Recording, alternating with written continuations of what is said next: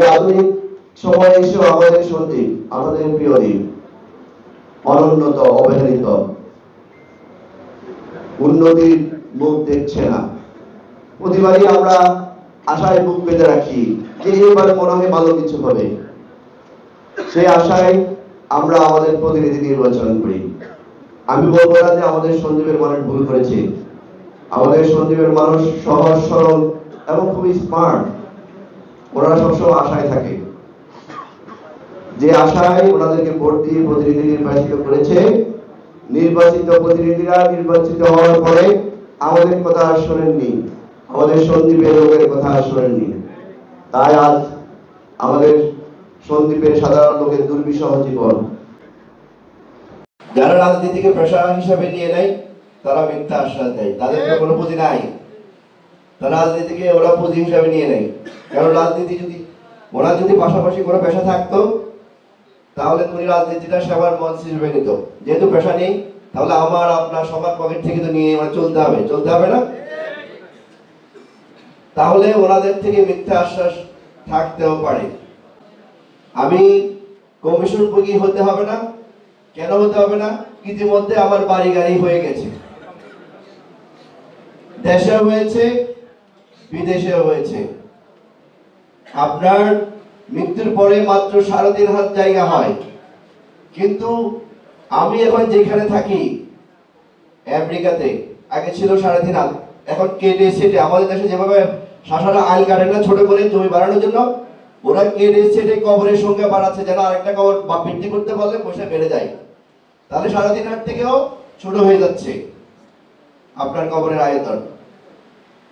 তো সেই হিসাবে আপনি যদি চিন্তা করেন যে আপনার পৃথিবীতে আর কত টাকার প্রয়োজন, কয়টা বাড়ির প্রয়োজন, কয়টা গাড়ির প্রয়োজন।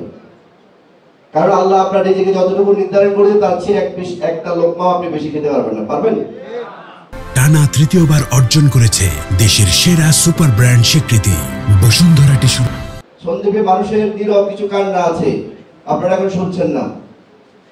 সন্দীপে নীরবে মানুষ অত্যাচারিত হচ্ছে। আমি এখন মাইকে বলছি না কিভাবে অত্যাচারিত হচ্ছে, নীরবে অত্যাচারিত হচ্ছে।